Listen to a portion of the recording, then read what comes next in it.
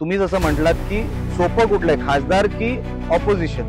सोपं काहीच नसतं साहेब. पश्चिम महाराष्ट्र हा भाग किती सुधारला, किती पुढे गेला, त्यांना सत्तेतली किती वर्ष मिळाली आणि कोकणाला सत्तेतली किती वर्ष मिळाली, ह्याचा जर आपण ऑडिट केला तर आपण फार कमी आहोत. की आपसात भांडणं म्हणजे काय, नको त्या विषयामध्ये जास्त लक्ष देणं आणि आहे तो विषय दुसरीकडे जाणं, असे अनेक विषय दुसरीकडे गेलेत. आणि 2.5 वर्षामध्ये तर उद्धव ठाकरेंचे ते काय करोना घेऊन आले आणि ते गेल्यावर करोना गेला. जोपर्यंत जीवात जीव आहे तोपर्यंत निलेश शर्यतीत आहे. कुछ भी करो, राणे का घर गिराव. माझा अजूनही दावा आहे, त्यांनी 100% सुशांत सिंग राजपूतची मर्डर त्यांनी केलेली आहे. आम्हाला साहेब ठाकरेंमध्ये इंटरेस्ट सुद्धा. येणारी महाराष्ट्र विधानसभेची निवडणूक ही अनेक राजकीय नेत्यांसाठी आणि पक्षासाठी देखील डू ऑर डायची लढाई असणार आहे. या लढाईमध्ये जिंकू किंवा मरू अशाच पद्धतीत अनेक राजकारण्यांना, विशेषतः नेत्यांना उतरावं लागणार आहे. मग या संपूर्ण लढाईच्या प्रक्रियेमध्ये काही कुटुंब असतील, काही घराणी असतील, काही नेते असतील आणि काही मोठे नेतेही असतील, काही तरुण असतील. या सगळ्यांमध्ये जर आपण विचार केला महाराष्ट्राचा, तर बांध्यापासून चांद्यापर्यंतचा पसरलेला महाराष्ट्र आणि त्यातले अनेक नेते हे एका वेगळ्या विजिगीषू वृत्तीने या निवडणुकीकडे पाहणार आहे. आणि त्यातलंच एक कुटुंब असणार आहे, ते म्हणजे कोकणातलं राणे कुटुंब. यापैकीचे 2 लोक या निवडणुकीच्या रिंगणात असतील. त्यापैकीचे गेले 10 वर्ष राजकीय विजनवास सहन करणारे डॉक्टर निलेश नारायण राणे यांच्याशी आपण खास बातचीत करणार आहोत. निलेशजी, आपलं स्वागत या टाइम महाराष्ट्राच्या विशेष प्रस्तुतीमध्ये. गेली 10 वर्ष तुम्ही लोकांसाठी संघर्ष करताय. राजकीय विजनवास हा तुमच्या वाट्याला आला. तुम्ही तरुण खासदार जे देशातले आहेत त्यापैकीचा एक खासदार होण्याचा मान तुम्हाला मिळाला आणि त्याच वेळेला तुम्ही एका मोठ्या नेत्याचा पराभव करून संसदेत पोहोचलात. पण हा 10 वर्षाचा जो काही काळ आहे तो तुमची सत्वपरीक्षा बघणारा, तुमच्या नेतृत्वाचा कस लावणारा, संयमाचा कस लावणारा असा होता. मला सगळ्यात आधी जाणून घ्यायचंय की सुरेश प्रभूंसारख्या नेत्याचा पराभव करून संसदेत पोहोचणाऱ्या निलेश राणेंना गेल्या 10 वर्षातला काळ नेमका कसा जाणवला? तसा काही सोपा नव्हता आणि ह्या 10 वर्षातच जाणवलं की सोपं काहीच नसतं आयुष्यात. सगळं काय कमवावं लागतं. आडनावाच्या जीवावर किंवा कोणाच्या तरी जीवावर जगता येत नाही. आपल्याला ते सगळं स्वतःहून उभं करावं लागतं. जेव्हा मी 2009 ला पहिल्यांदा खासदार म्हणून संसदेत गेलो तेव्हा माझं वय 28 वर्ष होतं. सगळं काही नवीन होतं. मी कधी ग्रामपंचायत पण त्याच्या अगोदर लढवली नव्हती आणि त्याच्यामध्ये देशातल्या सर्वात मोठ्या सभागृहामध्ये काम करणं, सगळे स्टॉलवर्ड समोर बसलेले असायचे. तेव्हा माझं भाग्य आहे की मी त्या सभागृहामध्ये LK अडवाणी साहेबांनाही बघितलं, स्वर्गीय सुषमा स्वराजजींनाही बघितलं, स्वर्गीय प्रणब मुखर्जींना बघितलं, डॉक्टर मनमोहन सिंग हे देशाचे पंतप्रधान तेव्हा राहिले. आणि मी स्वतः फायनान्सचा एक विद्यार्थी असल्यामुळे मला नेहमी बजेट आणि त्या सगळ्या विषयामध्ये मला खूप रस आहे. एक प्रक्रिया समजून घ्यायचा प्रयत्न केला की देश आपला चालतो कसा. ब्युरोक्रेसी एक आहे, ज्युडिशरी एक आहे, ऍडमिनिस्ट्रेशनचा भाग एक आहे आणि नेते मंडळी आहेत. एक पॉलिटिकल विल लागतं कुठली गोष्ट सुरू करून ती संपवण्यापर्यंत. नुसतं सुरू करून पण कोण यशस्वी होत नाही. तर त्या वयामध्ये माझं शिकण्याचं मला असं वाटलं मी ग्रामीण भागात गेलं पाहिजे. तेव्हा सोशल मीडिया वगैरे एवढं नव्हतं. तेव्हा इलेक्ट्रॉनिक मीडिया पण एवढं नव्हतं. सुरुवात होती इलेक्ट्रॉनिक मीडियाची मोठ्या प्रमाणामध्ये. पण ग्रामीण भागामध्ये आपला कोकणातला ग्रामीण भाग आहे, ते जगतात कसे, ते राहतात कसे, त्यांचे प्रश्न काय, हे सगळं अगोदर समजून घ्यायचा मी प्रयत्न केला. 5 वर्षामध्ये जो मला खासदार निधी भेटतो तो पूर्ण खर्च केला. ह्या वर्षी म्हणजे मागच्या 10 वर्षात जे आता खासदार बनून गेले विनायकराव, त्यांनाही जमलेलं नाही. त्याच्या अगोदर जे माझ्या अगोदरचे जे खासदार होते त्यांनाही तो खर्च पूर्ण करता आला नाही. अनेक स्कीम मध्ये मोठ्या प्रमाणामध्ये पैसा आणण्याचा मी प्रयत्न केला की मला जाणवलं की विकास म्हणजे तुम्हाला डेव्हलपमेंटसाठी फंड लागतो. तो नुसतं तोंडाच्या वाफा सोडून होत नाही. तर मला त्या सगळ्या गोष्टीमध्ये खूप रस होता, हे सगळं आणणं. आणि नंतर ही 10 वर्ष जे मी बघितलं, मला असं वाटलं माझी चूक नसताना माझा पराभव झाला. मोदी साहेबांची मोठी लाट होती 2014ला. 2014 मध्ये पहिला पराभव झाला. 2019 मध्ये मला अपक्ष म्हणून उभं राहावं लागलं. माझ्याकडे चिन्हही नव्हतं. 18-20 दिवस मला मिळाले, त्यातही मी 3 लाखाच्या जवळ मी मतदान घेतलं. रत्नागिरीत पण मोठ्या लाखांमध्ये मतदान मला झालं. मी टच कधी सोडला नाही. मी बोललो ठीक आहे, संघर्ष आहे, जीवन आहे तर संघर्ष आहे. कधी खचलो नाही. राणे साहेबांचा प्रवास बघत आलो. त्यांनी तो 2.5 रुपयाच्या नोकरीपासून ते राज्याच्या मुख्यमंत्रीपर्यंतचा जो प्रवास, मी बोललो त्यांनी कसं केलं, किंवा स्वर्गीय बाळासाहेबांनी कसं केलं असेल, त्यांचाही प्रवास कुठून ते कुठपर्यंत. म्हणजे ही सगळी मोठी मंडळी तो प्रवास संघर्षाचा करू शकतात, तर मी प्रयत्न करतो. जर मला हे सगळं देवानी आयतं दिलं, आणि मला काय सांगायला काय लहान वाटत नाही त्याच्यात. अनेक लोकांना सहज मिळत पण नाही जे मला सहज मिळालं. पण ते सगळं सहज मिळाल्यानंतर जर मी हरून बसलो, काहीतरी वेगळं करायला लागलो, आणि ही सगळी मिळाली ना पदं साहेब, ह्या मातीमुळे मिळाली, मोठ्या साहेबांना. बोललो या मातीने एवढी पदं साहेबांना दिली, आपण कधीतरी परतफेड केलं पाहिजे. मला काहीतरी मिळावं म्हणून नाही, मला लाल दिवा मिळावा म्हणून नाही. लाल दिवाची शर्यतच कधी नव्हती. मला शाळेत सोडायला पण लाल दिवा होता.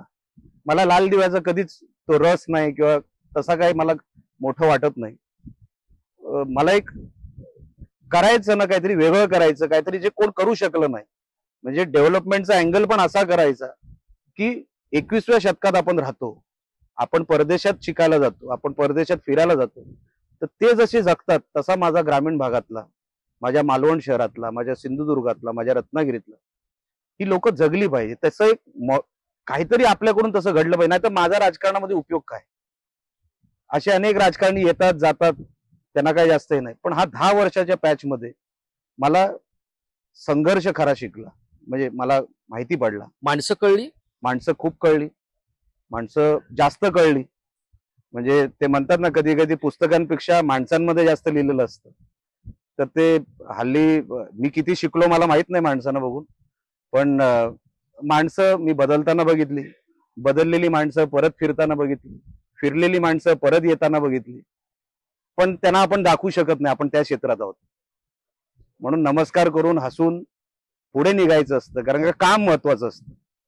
आणि जेव्हा आपण काही मिळवतो ना साहेब, तेव्हा ऑटोमॅटिकली लोक येत असतात. मी जे बघितलं, माझ्या घरात अनेक पद आली, केंद्रीय मंत्रीपद आलं, मुख्यमंत्री पद आलं. जी माणसं पदांच्या वेळेला दिसतात ती इतर वेळेला दिसत नाही. हे खरंय, 100% खरं आहे.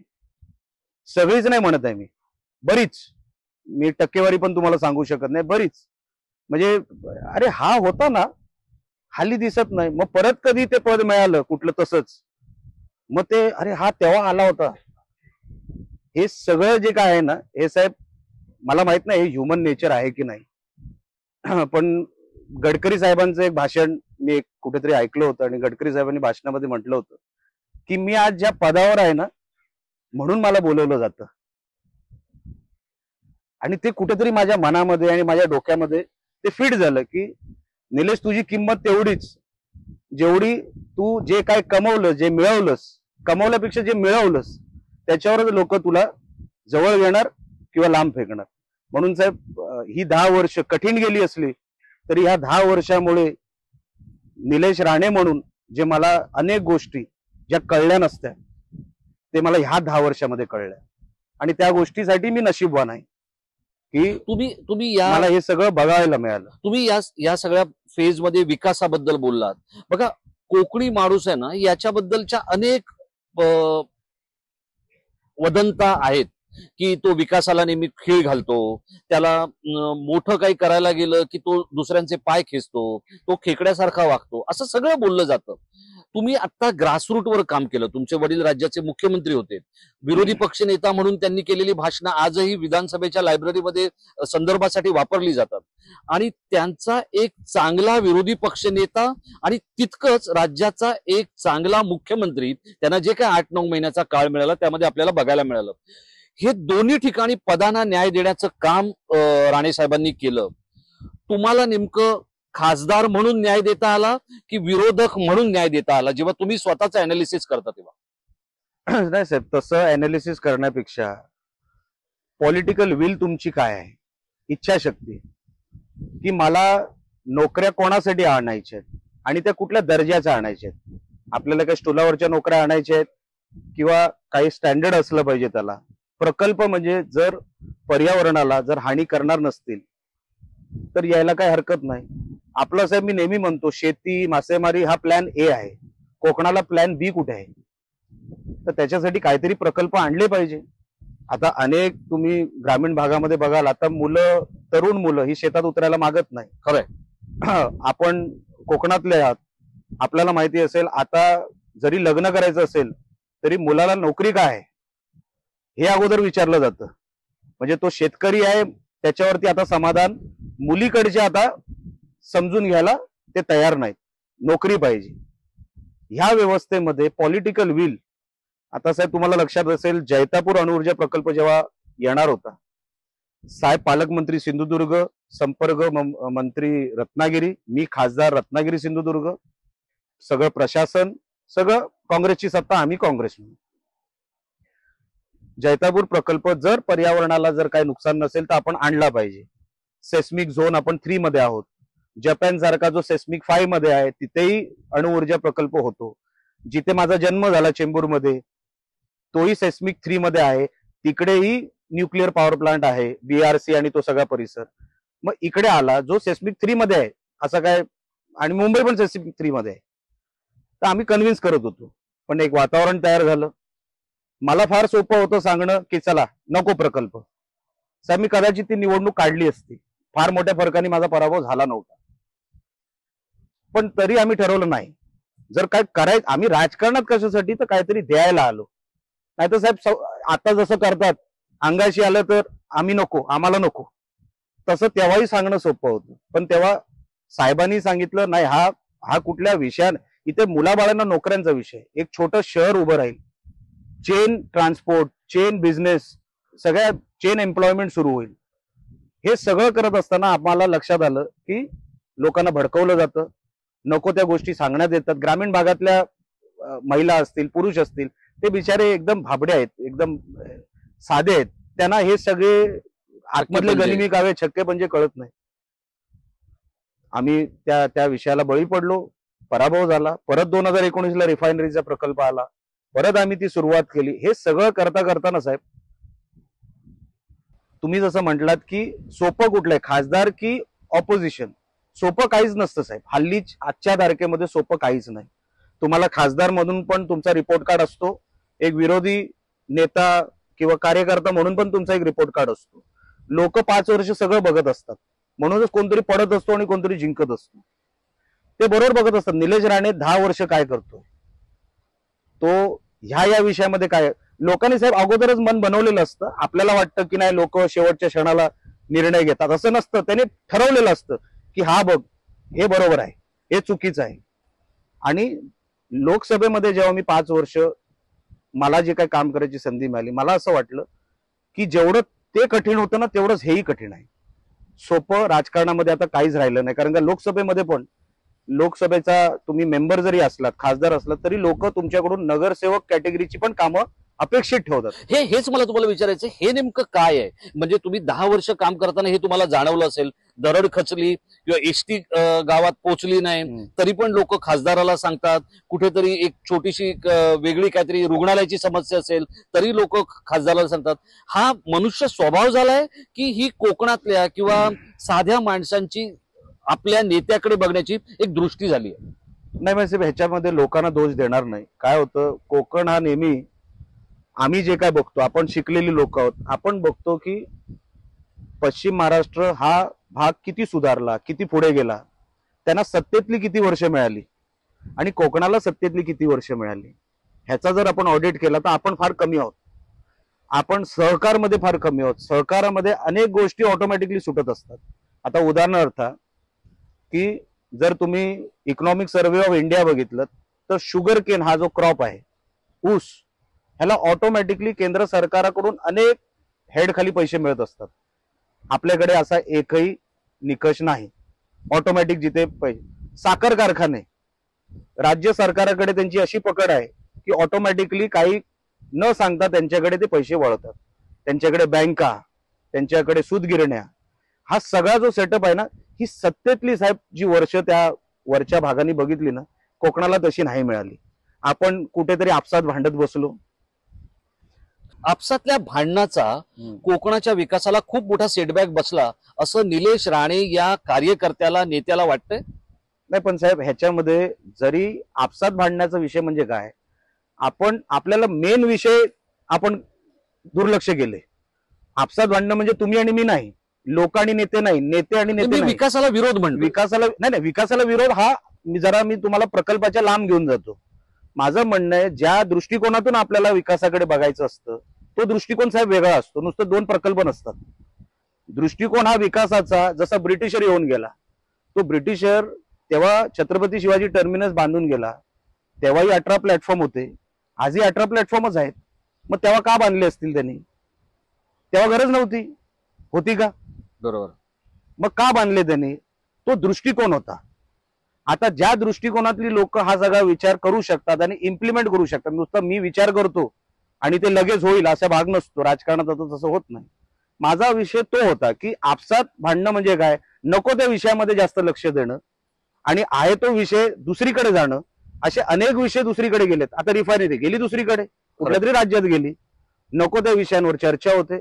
आता राजापूरचा जो विषय आहे, काल परवाचा, बॉक्साईट मायनिंग ही तिथे इंट्रोड्यूस झाली, परमिशन मिळाली एका कंपनीला, गोव्यातली कुठली तरी कंपनी आहे, जी गोव्यातली कंपनी 70 वर्षापासून मायनिंग ही गोव्यात करते.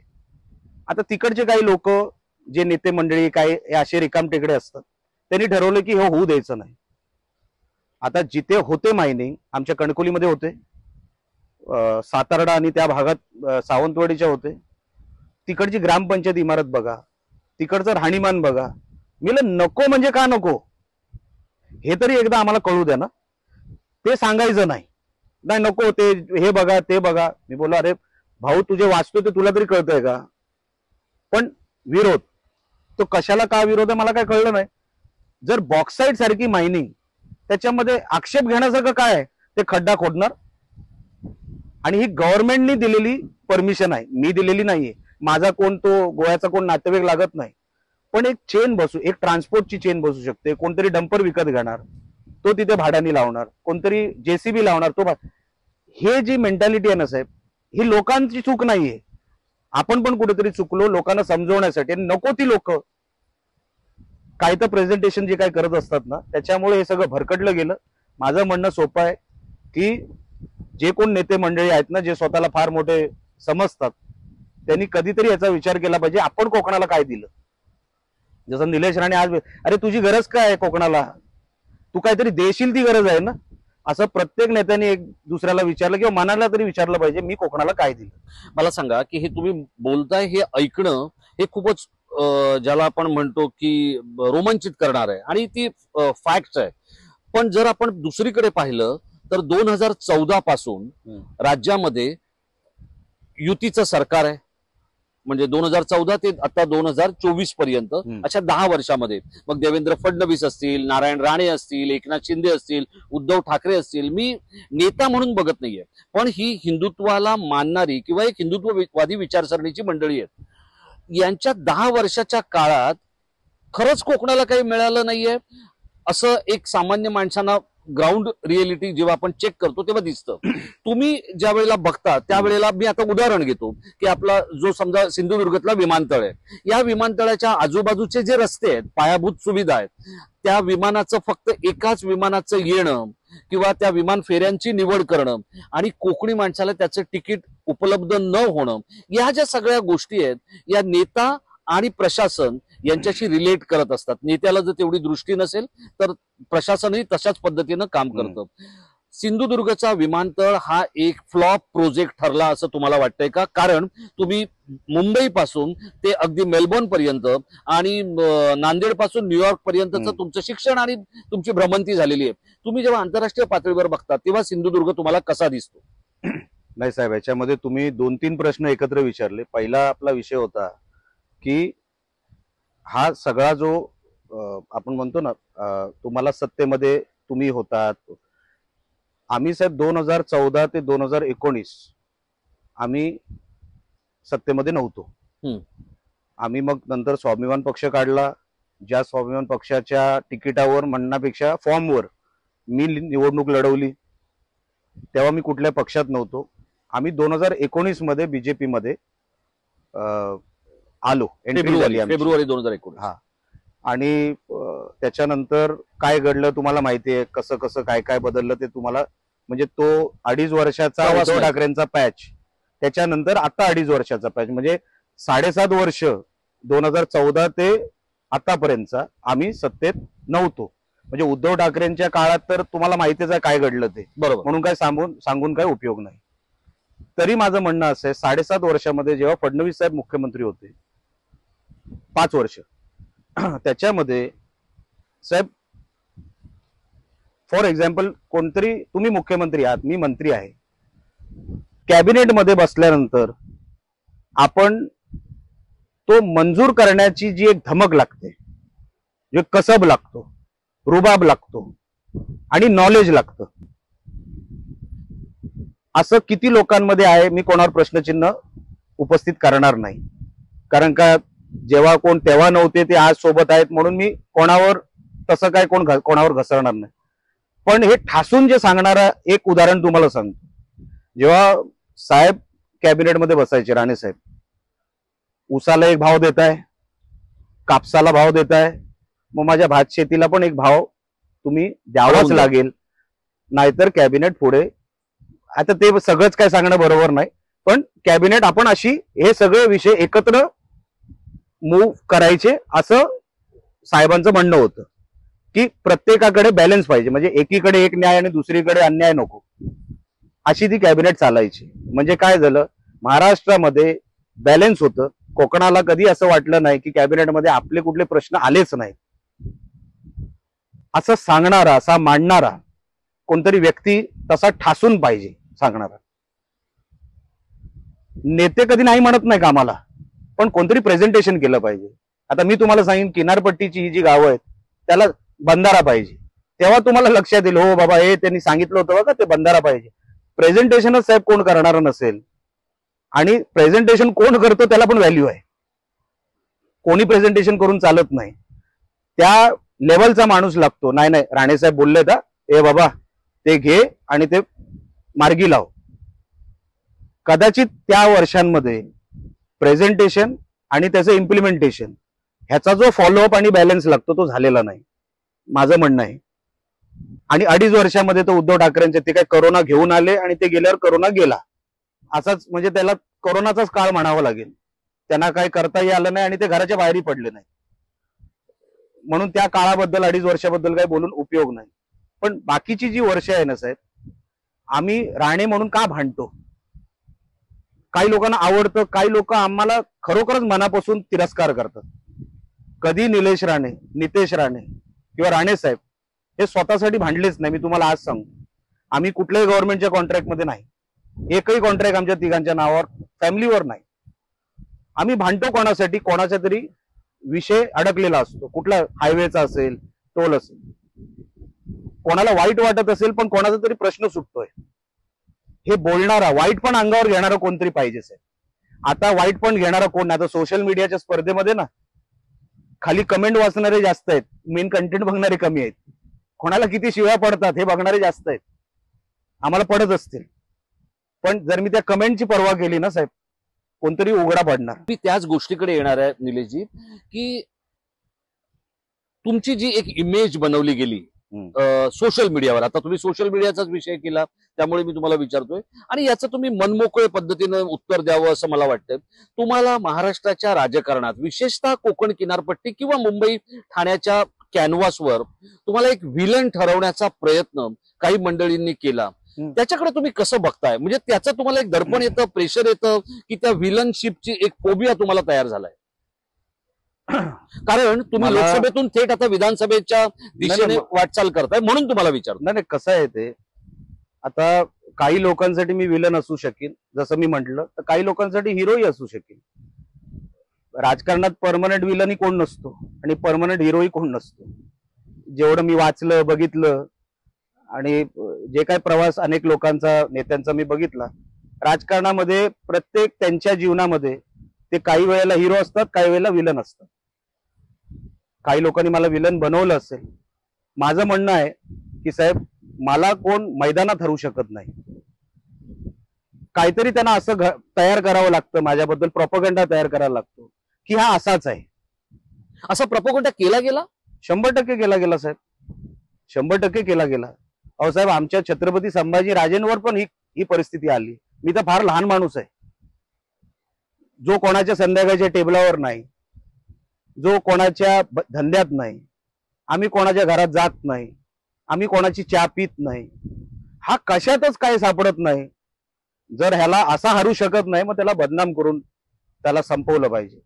मला मान्य आहे, राजकारणाचं हे आपण पार्ट अँड पार्सलच म्हणतो ना. मला सगळं मान्य आहे साहेब. हे 10 वर्ष मी हेच बघत आलो, हा असा आहे, हा रागीट आहे, वगैरे वगैरे. आता अनेक स्टोऱ्या अशा निघतात की ह्यांनी असं केलं, ह्यांनी तसं केलं. ते कधी कधी आमच्यापर्यंत येत असतात, सगळ्या येतात. मी बोलले हे पण मी केलं. बोला अरे मलाच माहित नाही, हे पण मी करू शकतो ते.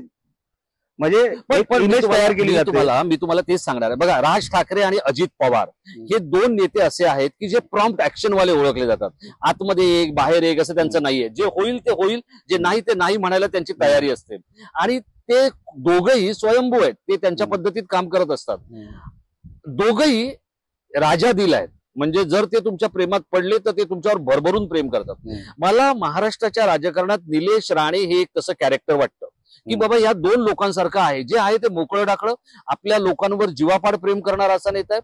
पण तरीही तुमचा विलन जितका मोठा आहे तितका तुमचा हिरो मोठा होऊ देत नाहीये तुमचे विरोधक. हे काय आहे? हो, प्रत्येक मी जसं म्हटलं की अजून काही शर्यत संपलेली नाहीये नाही.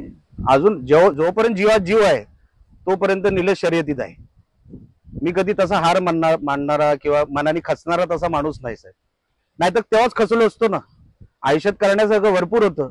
आडनावात राणे होतं, मला काय पैशाची कुठली अडचण नव्हती, अनेक गोष्टी करण्यासारख्या होत्या. मी व्यावसायिक तेव्हाही होतो, आजही आहे. पण कुठेतरी वाटायचं नाही बाबा, हे असं कसं. आपण हारल्यानंतर गप्प नाही बसायचं. हा, जिंकल्यानंतर बघू. जर काय आयुष्यामध्ये तसंही लिहिलं असेल तर खूप मेहनत करू जिंकल्यानंतर. पण हारून गप्प बसणं हे माझ्या स्वभावात पण बसत नाही. मी कधी खचत नाही साहेब. लोकांना वाटत असेल की हा काहीतरी करतो, हा विचित्र आहे वगैरे वगैरे. विचित्र म्हणण्यापेक्षा हा रागीट आहे. अगदी बरोबर, तुम्ही नेमका शब्द स्वतःसाठी वापरता. मला सुद्धा धाडस लागतं साहेब. मला काय स्वतःचं अनालिसिस करायला काय लाज वाटत नाही. मी जसा आहे तसा आहे, लोकांनी तसा ऍक्सेप्ट करावा. तरी तरुण लोक तुमच्यावर का प्रेम करत असतील? का करतात प्रेम तुमच्यावर? मला नाही माहित. ते त्यांना जाऊन विचारा ते का करतात ते. कारण मी तुम्हाला अगोदर सांगितलं, खराच निलेश राणे तसा आहे का, हा पण एक विषय असतोच ना. हा एक प्रोपगंडा आहे. प्रोपगंडाला आम्ही 2 वेळा बळी पडलो की निलेश राणे असा आहे, हा असं करू शकतो, तसं करेल, गरम डोक्याचा आहे वगैरे वगैरे. आहे ना, गरम डोक्याचाही आहे, त्याच्यामध्येही काय नाही.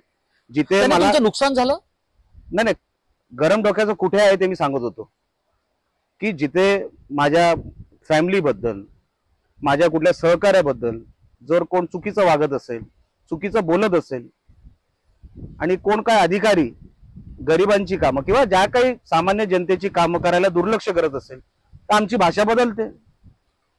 मी मान्यच करतो ते. पण माझ्या स्वतःसाठी केलेली एक केस कधी सुरुवातीपासून ते आतापर्यंत मला कोणी दाखवावी की निलेश राणेंनी ही केस स्वतःसाठी घेतली. मी तुम्हाला खात्रीला एक सांगतो, बाकी तुम्ही तुमचा रिसर्च करा. पण काय होतं, निलेश राणेला विलन करून जर लढाई सोपी होत असेल तर ते लढाई स्वतःसाठी सोपी करतायत. 10 वर्षामध्ये लोकांना लक्षात आलं, अरे हा निलेश तसा नाहीच आहे. हा कोणासाठी भांडतो, हा स्वतःसाठी भांडत नाही. मी राहतो कुठे, मी बोलतो कसा, हे कोण ओळखू शकतो साहेब? माझ्या जवळचा माणूस. ही टीप कोणी दिली? जवळच्या माणसाने. म्हणून मी तुम्हाला अगोदर सांगितलं ना साहेब, नुकसान झालेलं आहे. अजून माझं नुकसान कोण करू शकत नाही. माझं नुकसान जेवढं मी करू शकतो तेवढं मी केलेलं आहे. आता मी माझं अजून नुकसान पण करू शकत. त्याच प्रश्नाकडे येणार मी अजून पुढे सांगतो. ज्यांनी माझं नुकसान करायचं ठरवलं होतं ते सगळे बाद झाले. अजून ते माझं नुकसान करू शकत, कारण लोकांना कळलं हा बाबा तसा नाहीये. हा कदाचित काही बोलला ना तर तो स्वतःसाठी बोलत नाही, तो कोणाची तरी बाजू घेऊन बोलतोय. आणि वडिलांबद्दल, मी माझ्या वडिलांबद्दल, माझ्या आईबद्दल मी वेडा आहे. माझ्या भावाबद्दल, त्यांच्याबद्दल बोललेलं कोणी, माझ्या फॅमिलीबद्दल, नुसतं तिघं कशाला, माझ्या फॅमिलीबद्दल जर मी तुमच्या कुटुंबाबद्दल काहीतरी बोललो तर तुम्ही कॅमेरा बंद कराल आणि जे काय आजूबाजूला भेटेल ना तुम्ही माझ्या अंगावर याल की नाही? खरं. तर जर माझ्या वडिलांबद्दल कोणतरी नाक्यावर, स्टेजवर शिव्या घालेल तर मी सोडायचं का त्याला? मी साहेब माझा विचार नाही केला. मी बोललो मी इकडे कशासाठी आहे, माझं आडनाव म्हणजे काय, तो माणूस आहे म्हणून मी आहे. चुलीत गेलं राजकारण, आता मला तिकडेच जाऊन जे काय बोलायचं ते बोलायचंय. माझ्या गाडीवर जो काय अटॅक झाला, करण्यात आला, मी साहेब पळालो नाही, गाडी थांबवली. दगडी पडत होती, जर 50 दगडी पडली ना 150 परत पाठवली. कशासाठी? माझ्यासाठी लढाई नव्हती. मी नारायण राणे या नावासाठी लढतो, माझ्यासाठी नाही लढत साहेब. मी आज पण दहीहंडीचे टी शर्ट छापतो, नारायण राणे या नावाचे छापतो. निलेश राणेचे टी शर्ट तुम्हाला सापडणार नाही. त्या माणसासाठी मी वेडाच आहे साहेब. जर एक मुलगा म्हणून मला असं वाटतं, अरे निलेश तो माणूस आहे म्हणून तू आहे. हे जे तुला सगळं मिळतंय ना त्याची सुरुवातच त्या माणसाने करून दिली आहे. मग मी कशासाठी राजकारणाचा विचार करू? उद्या मला काहीतरी पद मिळेल, कशासाठी? त्या माणसापेक्षा कुठलं मोठं पदही नाही. मला तेच विचारायचंय, नारायण राणे हा महाराष्ट्राच्याच नव्हे तर देशाच्या राजकारणातला एक ट्रस्टवरती ब्रँड आहे. हा ब्रँड निलेश राणेला येणाऱ्या विधानसभेमध्ये विधान भवनात पाठवणार का? मी तशी मदत साहेबांकडून मागत सुद्धा नाही. देवाने मला हातपाय दिले, डोकं दिलंय, तोंड दिलंय. माझ्या पण काहीतरी कर्तृत्वावर मी केलं पाहिजे, असं माझं म्हणणं आहे. मी साहेब माझ्या 10 वर्षाचा तुम्ही बघाल, मी कधी कोणाकडे MLC मागायला गेलो नाही. माझ्या साहेबांचं मागचं कारण काय होतं? राणे साहेब शक्य होतं, मागेही शक्य होतं. मी तुम्हाला सांगतो ते राणे साहेबांच्या नावावर MLC तरी मागू शकत होतो मी. 10 वर्षात मागितलेली नाही. जिल्हा बँकेचं संचालक पद मला चालून आलं होतं, घेतलं नाही. कॉप्शनचं निवडणूक नव्हतीच, कॉप्शन मी घेतलं नाही. कुठलंही रेडीमेड पद मी घेतलं नाही. मला मागे पण जेव्हा 2 MLC झाल्या कोकणातल्या, मला विचारलं गेलं की निलेश तुला इच्छा असेल तर. मी बोललो नाही साहेब, मी कोणाच्या ताटातलं मी नाही, मला नको. मी माझं ताट स्वतः सजवणार, माझ्या ताटातलंच खाणार, मी कोणाच्या ताटातलं घेणार नाही. मी त्या स्पर्धेत नाही. मी सांगितलं सुद्धा राणे साहेबांकडे. तुम्ही कधी विचारा राणे साहेबांना, निलेश कधी तुम्हाला विचारलं का या 10 वर्षामध्ये मला MLC पाहिजे, मला या पदावर जाऊ द्या? मी कधी मी पक्षाकडे कधी कुठलं पद मागितलं नाही की मला अमुकच करा. सगळं समोरून आलं साहेब. कारण का निलेश राणे तसा आहे म्हणून आलं, काहीतरी माझ्यात पण असेल. मी कधी राणे साहेबांकडे काय मागितलं नाही, मागणार नाही. या नुसतं राजकारणाचं सोडून द्या, त्याच्या पलीकडेही नाही. तर आता तुम्ही जो प्रश्न केला, राणे साहेबांमुळे निलेश राणे विधान भवनात जाणार का, तर नाही. जर कुडाळ मालवणची जनता ठरवेल की निलेश राणेला आज आता त्या विधानसभेमध्ये पाठवायचं आहे तरच निलेश राणे जाणार. माझा पुढचा प्रश्न थोडासा बोचरा आहे, तर त्याचं तुम्ही उत्तर तितक्या खिलाडू वृत्तीनं द्यावं असं मला वाटतंय. हा तो मतदारसंघ आहे, या मतदारसंघाने नारायण राणे यांच्यासारख्या जायंट लीडरला पराभवाची चव चाखायला लावली. आणि तोच मतदारसंघ ही निलेश राणेने स्वतःची ऍसिड टेस्ट म्हणून करून घ्यायची तयारी दाखवलेली आहे. तुम्ही मेंटली, फिजिकली, फिनान्शियली, सोशली किती प्रिपेअर आहात त्या लढाईसाठी? गेली 4 वर्ष तुम्हाला मी काम करताना पाहतोय अत्यंत शांतपणे. हा जो शांतपणा केलेलं जे काम आहे हे तुम्हाला खरंच सक्सेस देऊ शकेल असं वाटतंय? विद्यमान लोकांबद्दल असलेला अँटी इन्कम्बन्सी आणि एकूणच महाराष्ट्राची पॉलिटिकल सिनारिओ कुठे घेऊन जाते? नाही साहेब, हे तुम्हाला हे ऍसिड टेस्ट वाटत असेल, पण तसं काय ह्या विद्यमान आमदारांनी किंवा व्यक्तीने, आमदारांनी म्हणण्यापेक्षा व्यक्तीने तसं काही चित्र ह्या मतदारसंघात उभं केलेलं नाही. तुम्हाला एक पहिलंच सुरुवातीलाच सांगतो, 2014चा पराभव हा पराभव राणे साहेबांचा नव्हता.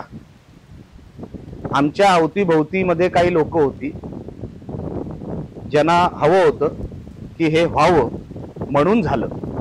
आता पण विद्यमान ह्या व्यक्तींच्या आजूबाजूची तुम्ही लोक बघाल ती आमचीच लोक आहेत, आमच्याकडून तिकडे गेलेली लोक आहेत. त्यांच्याकडे स्वतःची टीमवर्क सुद्धा नाही, आजही नाहीये. आजही ते आमच्या लोकांच्या जीवावरच आहे. जे काय त्यांची जी संघटना आहे ना ह्या जिल्ह्यात, ती आजही आमच्या इथून गेलेल्या तिकडे गेलेल्या लोकांवरच आहे. म्हणून साहेब काय साहेबांमुळे हरलेले नाहीत. आमच्यामध्ये काहीतरी असा काहीतरी विषय झाला की वैभव नाईक किंवा आताचे जे विद्यमान आमदार आहेत त्यांना त्याचा फायदा झाला. स्वतःच्या कर्तृत्वावर ते जिंकून आलेले नाहीत. Point number 1. Point number 2, acid test ही म्हणता येणार नाही. कारण का जसे सुरेश प्रभू साहेब माझ्यासमोर जेव्हा 2009ला उभे होते, ते जसं आव्हान होतं की एक मोठा स्टॉलवर्ड माणूस आहे, विचारवंत माणूस आहे, डिलिव्हरी दिलेला माणूस आहे, अशा व्यक्तीसमोर आपण कसं लढावं, ते जेव्हा एक आपण बोलतो ना एक बॉटलनेक तेव्हा होतं ना, तसं बॉटलनेक आज नाही. अँटी इन्कम्बन्सी एक मोठा फॅक्टर आहे.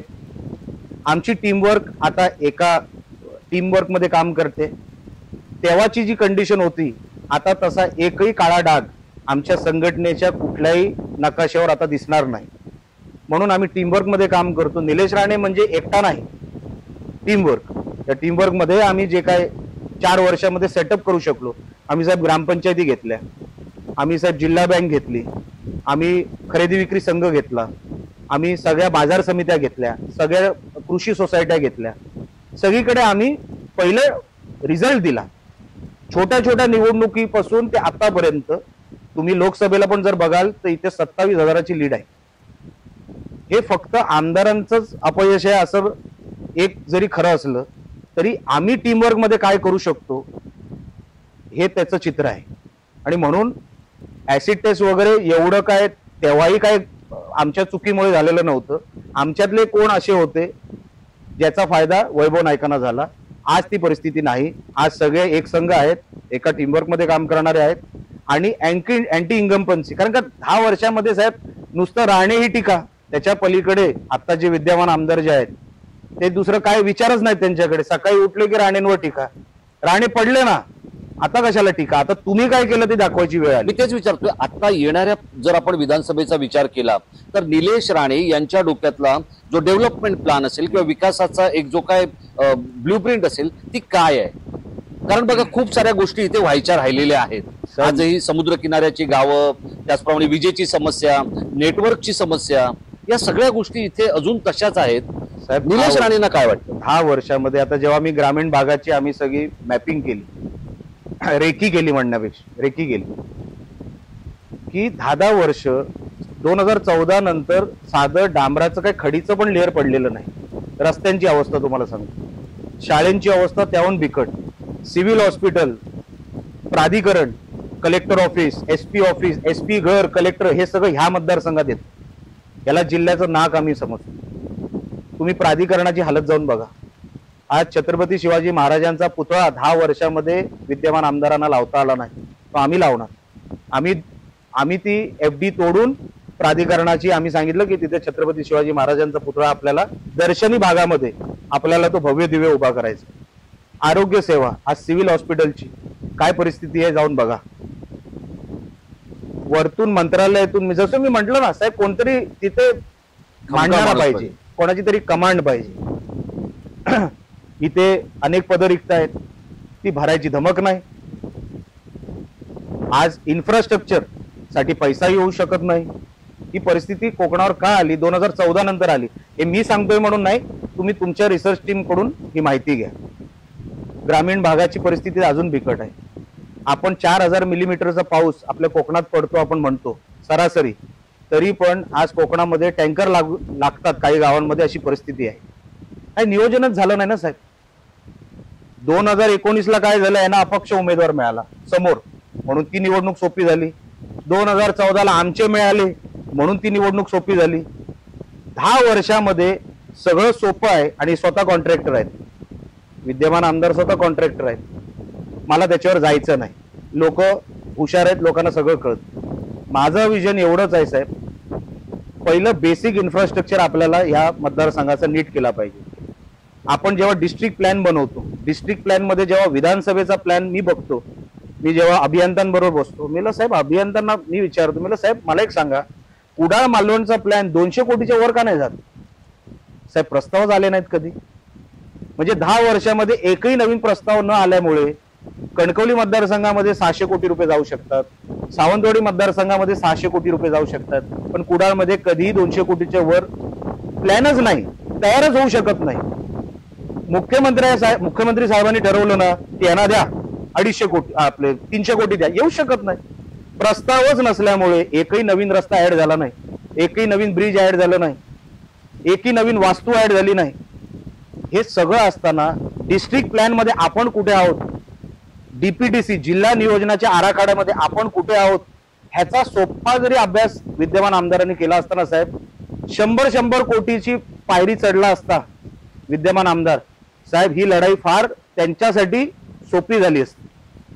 आता ती कठीण होईल असं वाटतंय साहेब.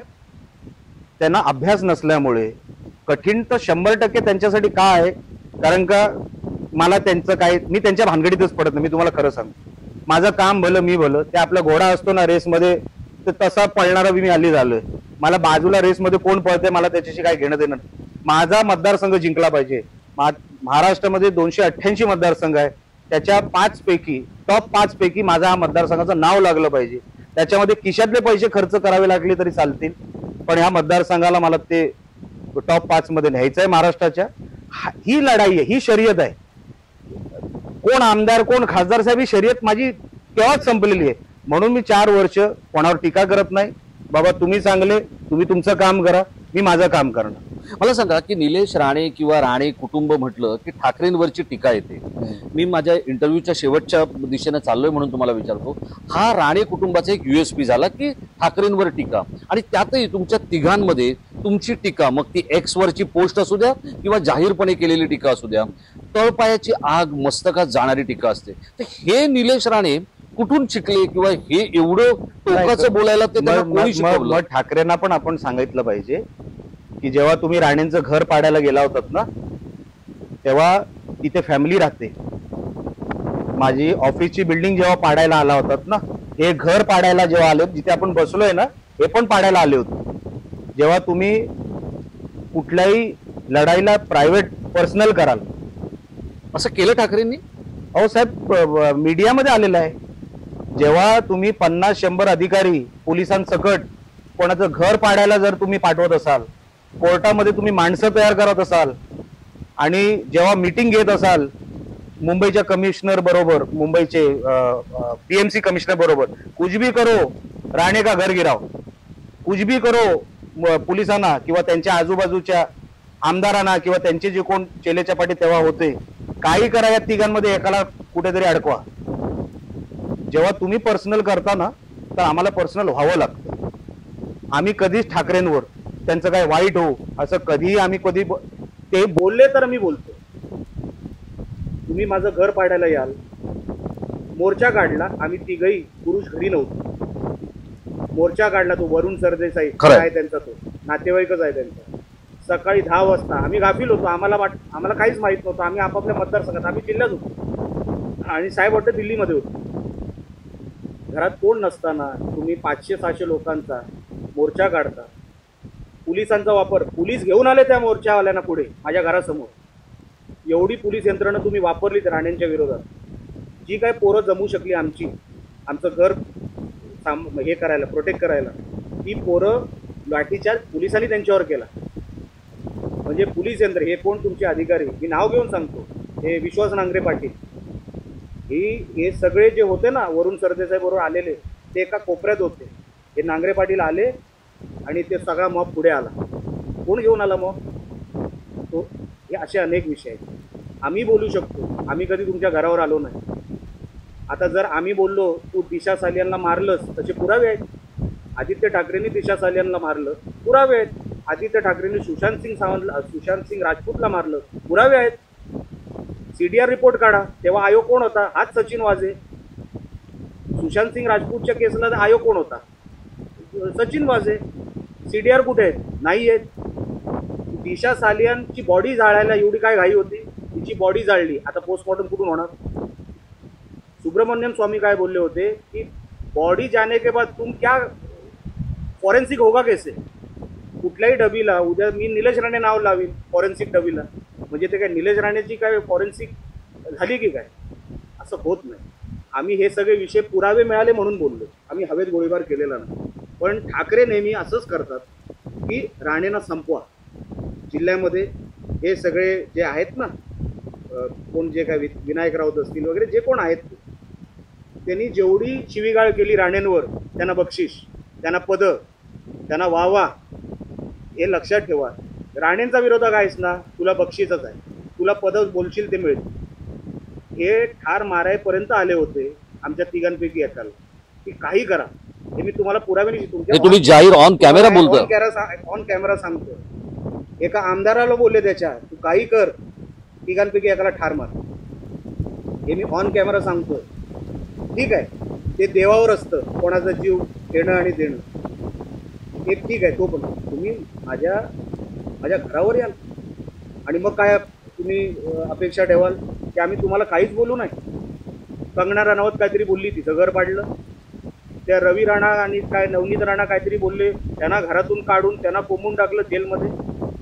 तो कुठला तरी नेव्ही बिचारा रिटायर्ड ऑफिसर, त्याचा डोळा फोडून टाकला. साहेब, त्या 2.5 वर्षामध्ये ठाकरेंच्या पत्रकारांना पण स्वातंत्र्य नव्हतं. काही प्रश्न विचारायचे, कोणतरी पोस्ट टाकत होता, ते शिवसैनिक जात होते आणि मार जोडत होते. मारून टाकायपर्यंत हे लोकांनी तेव्हा सगळे हे केले. आणि आदित्य ठाकरे तर असा उघडा नागडा खेळ खेळत होता. आणि त्या काळात घडलेले हे सगळे प्रकार आहेत, हे बोलायचे नाही का ते ठाकरे आहेत म्हणून. कोण ठाकरे म्हणजे कोण?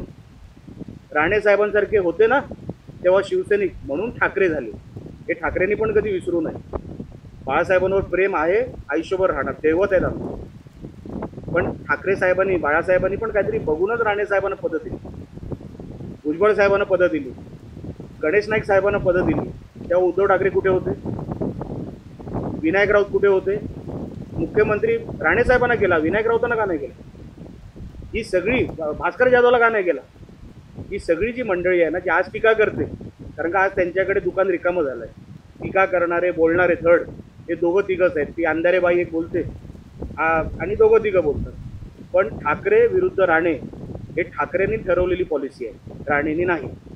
राणेंना इंटरेस्ट सुद्धा नाही ठाकरेंमध्ये. ते बघत, अहो साहेब, आम्ही मुंबईमध्ये लहानाचे मोठे झालो. जर ठाकरे एवढे मोठे होते ना, बाळासाहेब होते तेव्हा राणे दुसऱ्या पक्षात गेले, का काही करू शकले नाही? हो, ते शोधतात. ह्या तिघांपैकी एकाला कोणाला तरी शोधा, कोणाला तरी अडकवा. आता तुम्ही दुसऱ्यांना अडकवायचे खेळ खेळाल, तुमचा मुलगा आहे तर अडकला ना, ते तर नशीब चांगलं साहेब. तेव्हा सचिन वाजेनी आणि ह्या सगळ्या टीमवरती आदित्य ठाकरेला वाचवला, नाही तर साहेब आदित्य ठाकरे 100% जेलमध्ये जातो. माझा अजूनही दावा आहे, त्यांनी 100% सुशांत सिंग राजपूतची मर्डर त्यांनी केलेली आहे. आणि त्या रात्री नाही, एक रात्र अगोदर केलेली आहे. दिशा सालियानला जे काय ठिकाणा जे काय त्यांनी लावला ते ह्याच्यामुळेच झालेलं आहे. हे एका आठवड्यात पार्टीमध्ये एकत्र होतं. माझं म्हणणं वेगळं आहे. हे सगळे तुम्ही अपराध केले ना, तर तुम्ही काय स्पेशल आहात का? तुम्हाला पण तोच न्याय मिळाला पाहिजे. हे जर समजा मी केलं असतं साहेब, सोडलं असतं कोण? राणेंचं तुम्ही घर पाडायला आलं, तुझा मूळ प्रश्न राणे विरुद्ध ठाकरे का? आम्हाला साहेब ठाकरेंमध्ये इंटरेस्ट सुद्धा नाही. आता आमची ती कॉम्पिटिशन पण नाही, ते आता तेवढे त्या दर्जाचे पण नाही, ते आता एकदम किरकोळ झालेले आहेत. आम्ही त्यांना एवढं महत्त्व देतो. विषय कुठे येतो साहेब? तुम्ही कोणाचं घर पाडायला जाल, कोणाच्या कुटुंबाला संपवायला जाल आणि म्हणजे ते कुटुंब रिटॅलिएट करेल, तर तुम्ही म्हणणार की बघा भाषा बघा, आमचं राहतं घर पाडायला गेले, आपण तिथे बसलोय ते पण. म्हणून साहेब ठाकरे जेव्हा थांबतील तेव्हा राणे थांबतील, आम्हाला काही नाही. आज साहेब उद्धव ठाकरे काय भाषा वापरत आहेत फडणवीस साहेबांबद्दल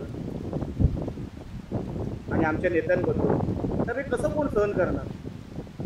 हे अरेला कार्य विचारणारे आम्ही लोक, आम्ही बाळासाहेबांनी तयार केलेली लोक. हे उद्धव ठाकरेंना ह्या जन्मात तर कळणार की नाही मला माहिती नाही, पण कधीतरी कळावं आणि ह्याच्यातून काहीतरी बोध घ्यावा की राणे कधी तुमच्यासमोर वाकणार नाही. बोटमध्ये आले गेले, कुठून धमक्या यायच्या, आम्ही कधी त्या धमक्यानं भीक घातली नाही. तर उद्धव ठाकरे आमच्यासमोर फार किरकोळ माणूस, आम्ही त्याला कधीच, पण हे कधीतरी उद्धव ठाकरेंना कळावं की राणे तुमच्यासमोर वाकणार नाही. तुम्ही वाकू शकता पण ते वाकणार नाही, एवढंच माझं म्हणणं. हे आहेत निलेश राणे.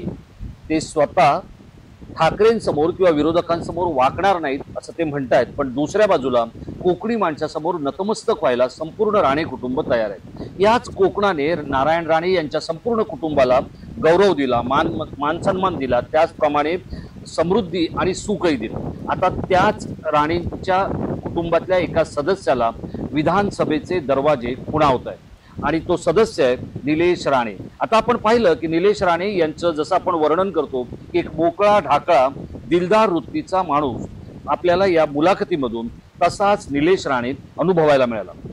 मित्रांनो, हा संपूर्ण इंटरव्ह्यू आपण पाहिला असेल. आपल्याला निलेश राणेंबद्दल काय वाटतं, त्यांच्या राजकारणाबद्दल आणि राणेंच्या कुटुंबाबद्दल काय वाटतं, ठाकरे जाणीवपूर्वक राणेंची कळ काढतायत का, या सगळ्या गोष्टींवर आपण संसदीय शब्दांमध्ये जर आमच्या कॉमेंट बॉक्समध्ये व्यक्त झालात तर त्यावर आपण एक पुढचा साक्षात्कार आपल्यापर्यंत घेऊन येणार आहोत. डॉक्टर निलेश राणे साहेब, आपण जो अमूल्य वेळ दिलात आणि सगळ्या प्रश्नांवर अगदी मनमोकळी तुम्ही उत्तरं दिली त्याबद्दल आपल्याला खूप खूप धन्यवाद.